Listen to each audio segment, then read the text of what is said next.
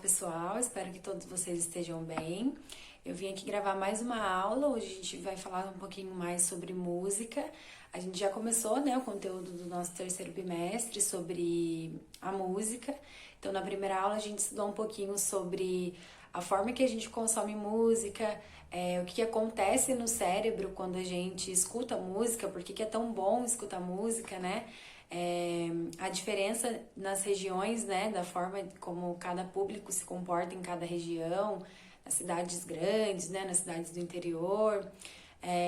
Na aula passada a gente viu um pouquinho sobre os serviços de streaming, que são os serviços onde a gente tem uma inteligência artificial que sugere pra gente, né, músicas, vídeos de acordo com as nossas preferências, né, de acordo com o que a gente consome dentro das plataformas. Então, a gente viu aí que tem YouTube, tem Netflix, tem várias outras.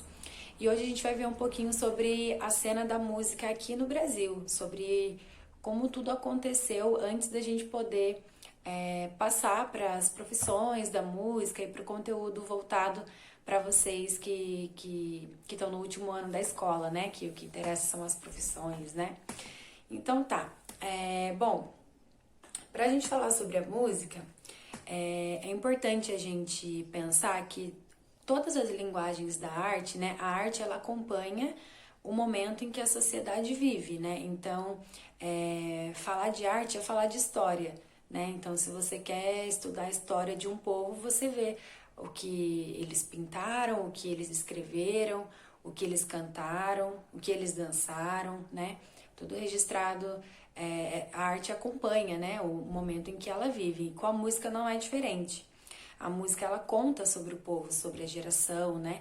Então, a batida, né, as letras, as músicas de protesto. Então, estudar sobre música é também estudar sobre história. Então, eu acho bem importante a gente estudar um pouquinho sobre a história da música aqui no Brasil e ver algumas coisas que aconteceram de forma bem breve, tá?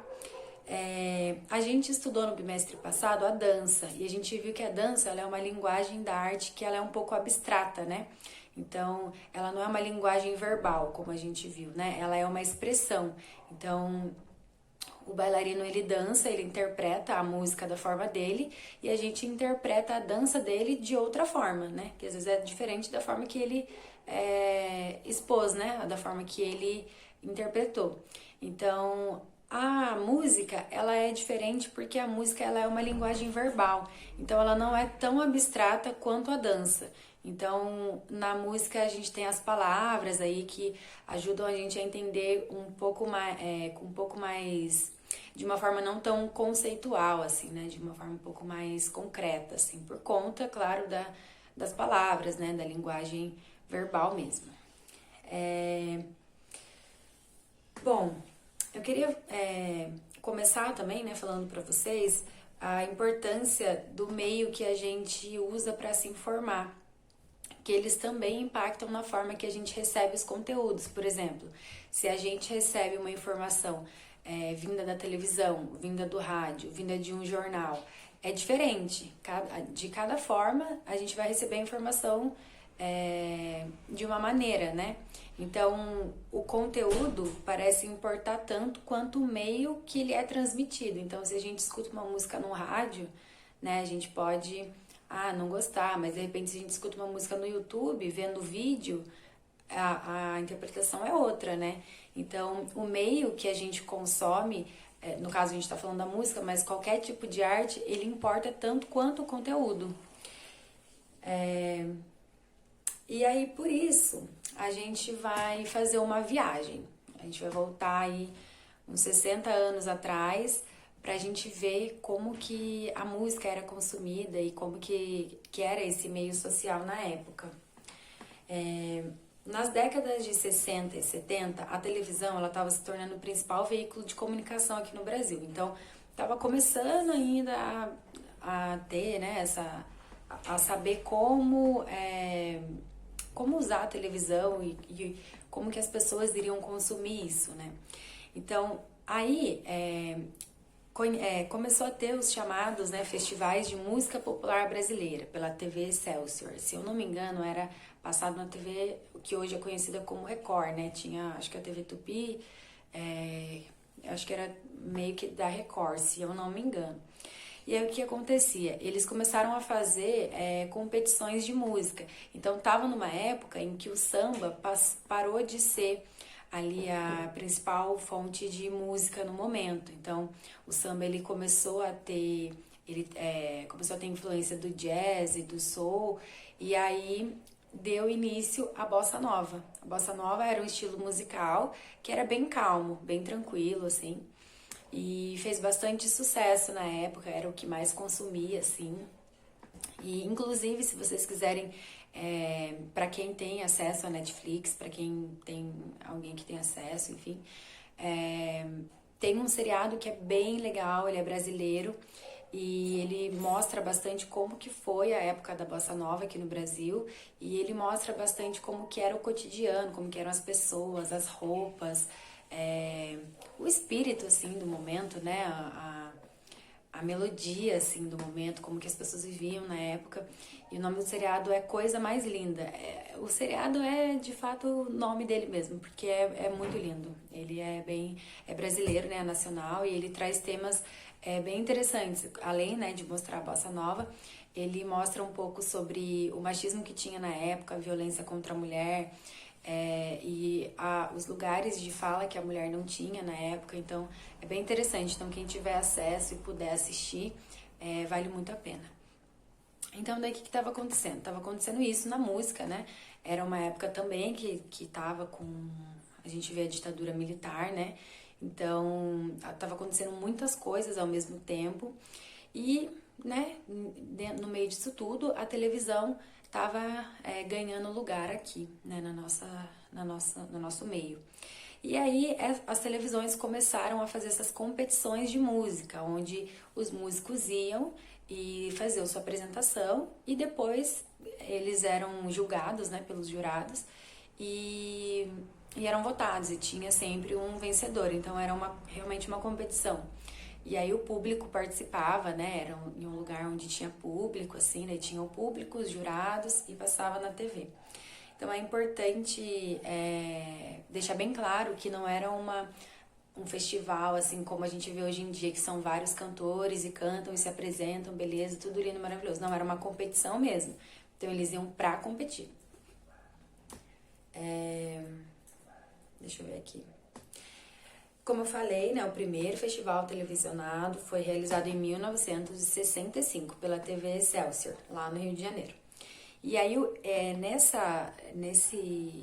nesse evento, né, ele ficou muito conhecido pela interpretação da cantora Elis Regina. Ela interpretou a música Arrastão, do Vinícius de Moraes e do Lobo. É uma música que é da bossa nova, então é uma música tranquila, é uma música bem calma, assim, como esse estilo musical. E a Elis, ela interpretou de uma forma muito enérgica, ela colocou vida, assim, de uma forma muito enérgica mesmo, essa é a palavra. E ficou muito conhecido isso, né? Até hoje se fala dessa apresentação dela. Eu vou deixar um PowerPoint para vocês, onde eu disponibilizo esse vídeo também. E ela venceu esse primeiro festival, então bombou assim na época, todo mundo só falava disso, da interpretação dela, tanto que hoje ela é uma das intérpretes brasileiras mais conhecidas, né, da história. Então era muito... ela inovou, né, eles não tinham visto ainda alguém cantar bossa nova com tanta energia, assim, né. A bossa nova tinha um estilo e era daquele jeito sempre, e ela foi lá e interpretou, colocou a alma dela ali e venceu, né, a competição. Deixa eu ver. Eu já falei, né, que a bossa nova ela derivou do samba, né? O samba estava em alta, né? A bossa nova veio, se vocês conhecerem, né, ouvirem música de bossa nova, vocês vão ver que tem uma levada meio de samba, um samba mais tranquilo, assim, não muito pra cima, né? Então, a bossa nova, ela deriva do samba, né? Nesse momento em que o samba começou a ter influências americanas, e aí entra a bossa nova. Aí, no slide que eu vou disponibilizar para vocês, eu vou deixar uma música que é uma interpretação que é do João Gilberto, Tom Jobim, que é um símbolo da bossa nova. O nome é Desafinado. E aí vocês vão ver que fala sobre temas cotidianos, e esse gênero musical fala bastante sobre isso, temas cotidianos, tudo que acontecia. E aí logo, né, depois com o marco do início da era dos festivais, a música Arrastão, como eu falei pra vocês, esse foi o marco, né, em 65. Daí começou as músicas de protesto, né, depois que a Elis fez essa interpretação e tudo mais, os artistas começaram a ir muito na televisão, participar desses festivais, e eles podiam participar com músicas autorais. Então surgiu muita música de protesto na época, principalmente por conta do momento da ditadura que o país estava vivendo. Então o clima de competição dominou a TV Excelsior e fez muito sucesso. Então outras emissoras começaram a surgir e a copiar esse formato de competição, né, de festivais competitivos. Então começaram a ter vários festivais e foi realmente a era dos festivais.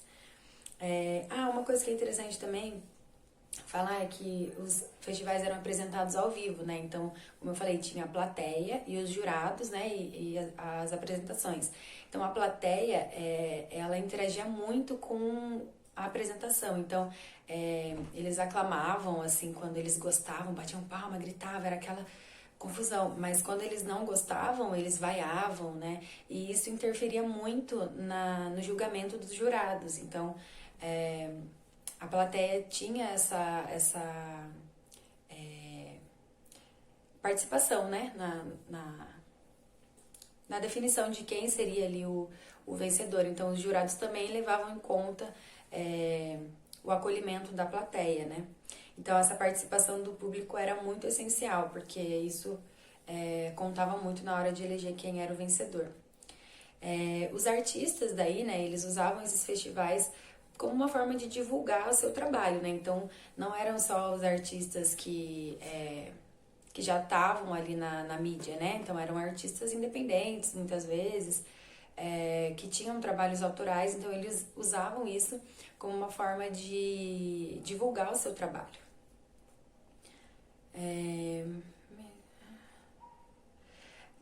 Daí aqui, logo, né, com esse espaço para poder para os artistas poderem apresentar, né, seus trabalhos, começaram a surgir novos gêneros musicais. Então, foi uma época que dividiu, assim, e surgiu muita coisa nova.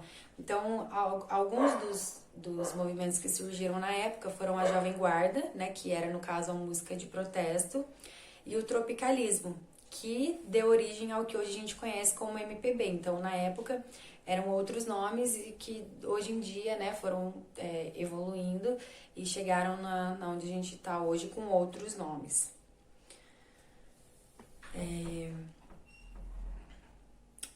Uma coisa também que acontecia muito, eu tô olhando aqui pra baixo porque eu tô com a aula preparada aqui, tá, pra não esquecer. Uma coisa que começou a acontecer é que como esse clima de competição tava dando tão certo na televisão, as emissoras e as produtoras começaram a explorar essa imagem para aumentar as suas vendas. Então, eles incentivavam muito esse clima competitivo. Então, dava dinheiro, né? O pessoal quer ver fogo no parquinho, né? Quer ver fofoca, quer ver intriga, né? Enfim, então eles começaram a explorar. Os artistas, eles iam com as suas músicas, né? E muitos falavam sobre a sua visão política, sobre...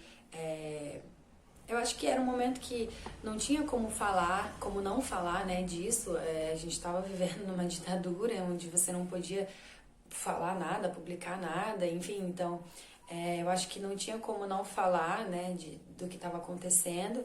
Então tinha uma separação de opiniões, né, tinha gente que concordava, tinha gente que discordava, tinha gente que pensava de um jeito e de outro, assim como é hoje, né, e isso era muito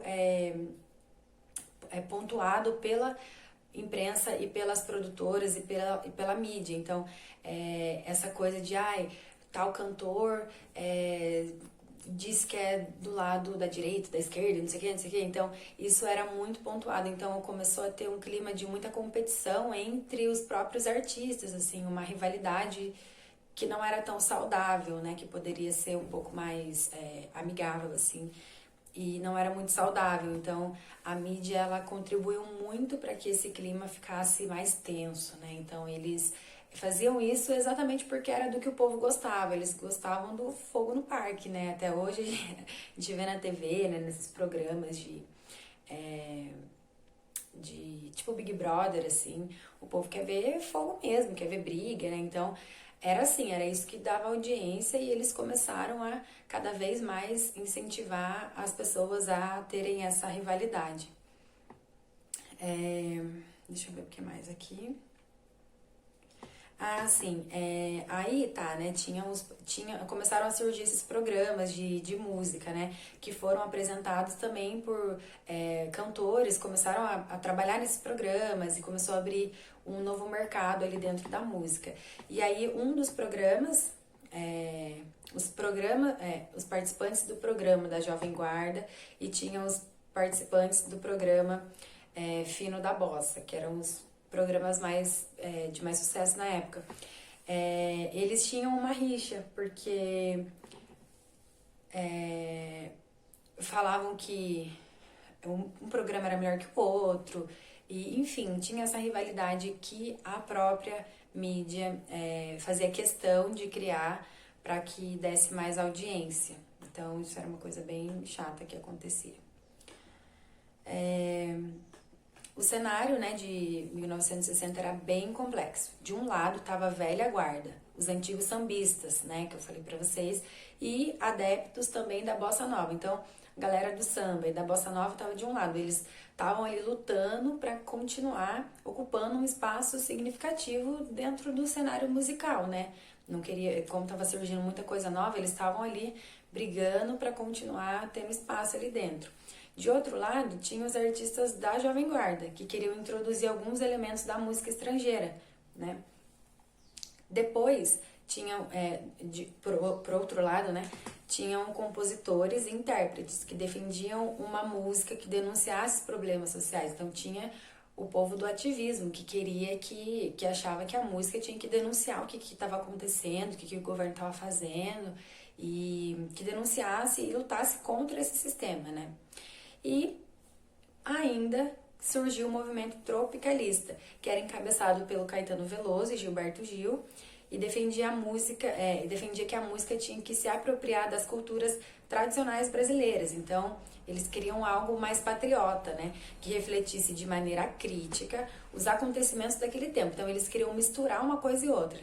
Além disso, eles também queriam que se apropriasse de novos ritmos estrangeiros. Então, eles queriam misturar tudo que os outros grupos estavam querendo fazer de forma separada. Eles queriam fazer algo que fosse regional, que fosse tradicional, algo bem brasileiro, algo que refletisse e denunciasse, que protestasse contra o sistema de governo da época e, ao mesmo tempo, que trouxesse também referências estrangeiras para sua música. Então, assim, estava acontecendo uma revolução dentro da música. Então, cada um meio que tinha um lado. As pessoas que estavam sendo perseguidas pela ditadura eram contra as pessoas que estavam na televisão, na mídia, falando e não se posicionando contra o que estava acontecendo. As pessoas estavam morrendo, as pessoas estavam sendo torturadas. Então, aconteceu bastante coisa nesse sentido.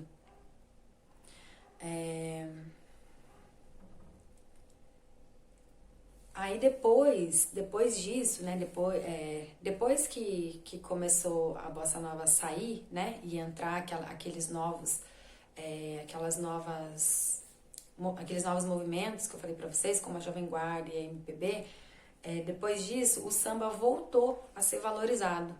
Então, ela começou a ser vista de novo como uma música genuinamente nacional, resistindo às pressões ali da indústria fonográfica. Então, a indústria fonográfica é o quê? É a indústria da música, né? É o comércio, é a venda e consumo de música de forma comercial, tá?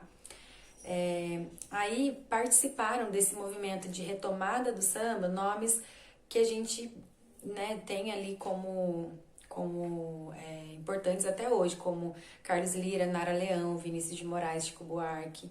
Então eles tiveram bastante influência nesse momento.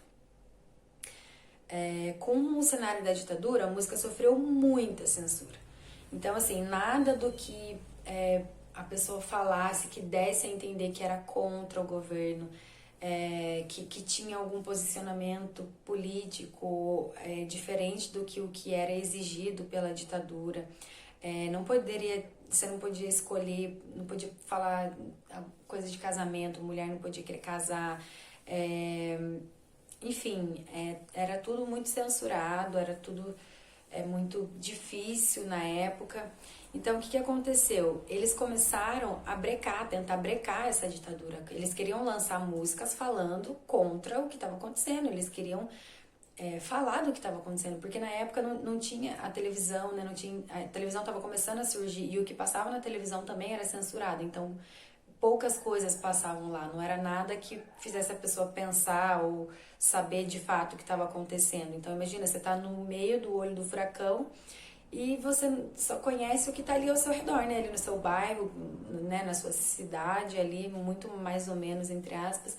E você não tem o que a gente tem hoje de internet, noticiário, que a gente consegue ver de vários ângulos a situação. Não, eles não tinha como, assim, sabe? As pessoas não sabiam direito o que estava acontecendo.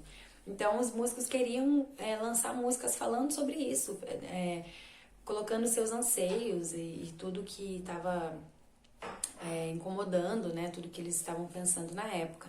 Então, eles começaram a usar metáforas, códigos e palavras que pudessem passar por essa censura sem ser percebido. Então, eles usavam muitas palavras que significavam outras coisas, né?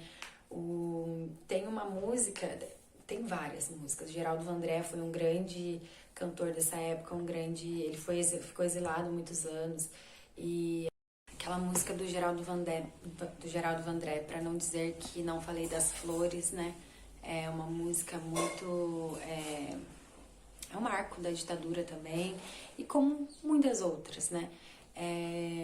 Mas tem uma música em especial que eu acho que dá para vocês verem bem claramente o que eu tô querendo dizer com essa questão das palavras, que é do Chico Buarque, que também foi um cantor que fez muita música, que passou pela censura e que falava mal do governo, né, assim, que se posicionava contra e que passou pela censura sem eles perceberem que estava falando contra o que estava acontecendo, né? Vocês têm ideia da genialidade que é isso? Eles tinham que criticar de uma forma que a população fosse entender que era uma crítica, mas que as pessoas que deixavam, né, passar ali, que brecavam ou não, as pessoas que censuravam, não entendessem, né? Então, nossa, gente, muito cabuloso, né? Então, essa música do Chico Buarque, não sei se vocês conhecem, mas se chama Cálice, cálice de copo, né? Copo de tomar, né? Cálice. Só que, na verdade, ele queria dizer cálice, né? De calar-se, né? Então, ele fala, pai, afaste de mim esse cálice, né? Afaste de mim esse copo, né? De vinho tinto e de sangue. Só que, na verdade, era afaste de mim esse cálice, né? Esse calar, né? Então, tem uma versão bem legal que a Pitty fez.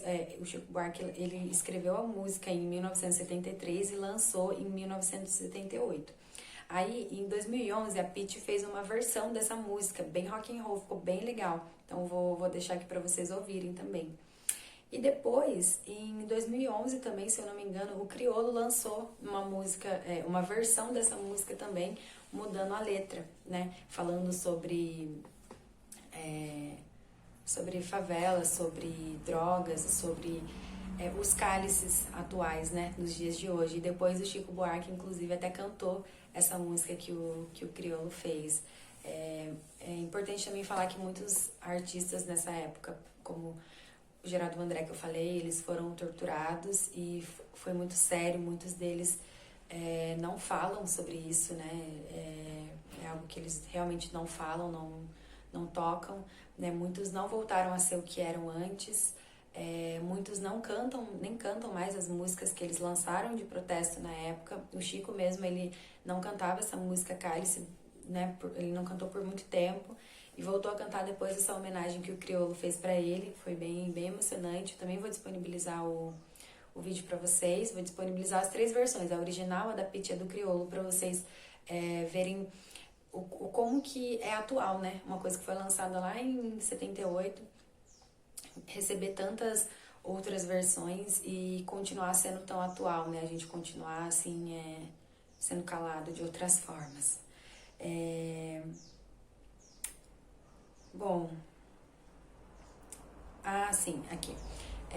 O protesto, né, é uma palavra bem ampla e ele trocava de categoria à medida que as causas mudavam. Então, conforme as coisas iam sendo proibidas, iam mudando os tipos de protesto, né? Porque protestavam por uma coisa, aí tá, beleza. Aí depois era outra. Então, eles protestavam até mesmo contra a guitarra elétrica, porque teve muita gente contra o uso da guitarra elétrica aqui, para o pessoal que era de um lado, né, de um dos lados políticos. O uso da guitarra elétrica era um símbolo de traição à música nacional, porque, né, veio de fora, mais da gringa, esse uso da guitarra. Então, para eles era uma traição, né, como se você não tivesse sendo patriota. Então, eles protestavam contra até mesmo o uso da guitarra, que estava chegando aqui na época, né. Protestavam por Deus, com Deus e contra Deus, protestavam pelo direito até mesmo de tomar Coca-Cola e, como eu falei, a pensar em casamento, né. Então, assim, é importante dizer que a música, ela é protesto, assim como a arte, de modo geral, né? E ela é contemporânea à sua época. O que é ser contemporânea? É ser atual. Eu sou contemporânea à minha época, 2021. Eu sou contemporânea porque eu vivo nessa época. Então, a música, como a arte, ela é contemporânea à época em que ela vive, né? E é interessante, como eu falei, ver que mesmo depois de muito tempo, né, ela consegue ainda ser contemporânea e ser atual. Aí, a partir da década de 70, a indústria formada em volta da população musical se consolidou no país. Daí a televisão se tornou o principal meio de divulgação, né, dos novos nomes da música. Isso durou até o final da década de 2000, que foi quando a internet se popularizou e ocupou o lugar que era antes exclusivo da televisão. E aí, enquanto a televisão reinou, a influência das emissoras foi fundamental e passou por diversas fases. Então, sim, em 1960, como a gente viu, era a época dos festivais, né, que reinavam ali. A partir de 1980, o que determinava ou não o sucesso foram os videoclipes. Então, a MTV, né, trouxe muito isso, essa questão do videoclipe, essa linguagem. E uma coisa bem interessante de falar, uma curiosidade, é que quem começou com isso de fazer videoclipe das músicas foram os Beatles. Eles faziam muito sucesso na época. E eu não sei se vocês conhecem muito a banda ou a história, mas na época as fãs eram muito fanáticas por eles. Então eles iam fazer shows e era muita gritaria, gente. Sério, procurem pra vocês verem os shows deles. Era uma gritaria assim que não dava pra ouvir o que eles cantavam. Era assim uma coisa que tinha fã que passava mal, que olhava e desmaiava, assim, de estar vendo eles, sabe? Então isso incomodava muito eles. Então chegou um momento que eles começaram a se questionar se as pessoas ouviam o que eles estavam cantando. E aí eles passaram a não querer mais fazer tantos shows. E aí que veio a ideia de se gravar cantando, porque daí assim a mensagem ia ser de fato divulgada, né? Eles iriam poder cantar e falar, e as pessoas iriam ouvir nas suas casas, né? Nas rádios, enfim. E aí começou essa ideia dos videoclipes. Então, naquela época, né, que a partir de 80, produzir videoclipe bem elaborado era garantia de sucesso na música. Então, era uma novidade, todo mundo queria produzir um bom videoclipe. E aí o fenômeno se intensificou a partir de 90 com a MTV, né? A MTV foi um grande marco aí para os videoclipes. Nesse período, a época mais fácil de ouvir sua música favorita, né, era comprar o álbum ou esperar que ela fosse tocada nas rádios ou nos canais de TV. Aí os canais se tornaram o meio mais prático para os jovens terem acesso a essa música. Por exemplo, assistir na TV, na MTV, você não precisava comprar o álbum, mas você tinha que ficar esperando ali a hora que ia tocar a música, né? Então, os artistas conseguiam financiamento e divulgação do seu trabalho e passaram a formatar a produção musical por meio da publicidade da programação. Então, dentro dos canais passavam, né, os videoclipes e o seu trabalho lá, e aí acabava divulgando, né? Era uma forma de divulgação desse trabalho. Só que era muito caro, né, passar na televisão na época. Daí hoje, mesmo sem a MTV, com o declínio da MTV e dos canais especializados em música, o videoclipe é uma linguagem que não desapareceu. A gente vê que ele se renova e acaba sempre trazendo novidades até hoje. Então, o videoclipe é algo que ficou mesmo e a gente vê muitas outras possibilidades de fazer videoclipe hoje, como aqueles 360, aqueles interativos, enfim, é algo que realmente ficou, o audiovisual, né? E a partir da década de 2000, o principal veículo a exercer esse papel, né, da divulgação dos videoclipes e da música é a internet. Então, uma das características principais da internet é permitir a troca rápida de informações, o que também impacta a forma como a gente consome, produz e debate música. Como a gente viu na era do streaming, é uma mudança totalmente radical, né? Se você for ver da época da MTV e da era dos festivais para os serviços de streaming, onde uma inteligência artificial sugere o que você vai escutar, né? Bom, eu queria, na verdade a aula é essa, eu não quero me estender muito, não quero deixar nada muito longo. Eu vou colocar as referências nos anexos da aula e eu queria refletir com vocês mesmo sobre isso. Vou passar um exercício para vocês, eu vou deixar direitinho na próxima aula para vocês criarem uma playlist e pra gente refletir de fato esse consumo da música, que não é de hoje, né? E hoje no cenário a gente vê que a música ela continua sendo essencial, né? Tem gente que vive à base de música, né? Eu vi pelas respostas de vocês nos comentários lá na aula passada o quanto que a música é essencial pra gente, né? A gente faz tudo ouvindo música, a gente independente do gênero musical, né, que a gente escuta, seja funk, rap, gospel, MPB, música estrangeira, enfim, a gente gosta mesmo de viver com a música, né? Então, bom, a aula é essa. Eu espero que vocês tenham conseguido assimilar de forma um pouco mais clara o conteúdo. E aí eu vou deixar um exercício para vocês fazerem. E conforme a gente for caminhando, né, nas próximas aulas, eu vou intercalando entre slide, entre Google Forms e entre vídeos. Eu acho que fazer essa aula com vídeo para vocês, como a gente não pode estar ainda pessoalmente, eu acho que amarra um pouco o conteúdo e fica um pouquinho mais claro da gente fixar as coisas na cabeça. Tá bom, pessoal? Então, se vocês tiverem alguma dúvida ou qualquer comentário que vocês queiram fazer, pode deixar aqui nos comentários do Google Classroom ou entrar em contato comigo mesmo.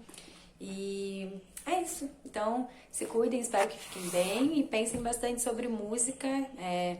Quando vocês estiverem ouvindo música, pensem na música que vocês estão ouvindo, no que ela está falando.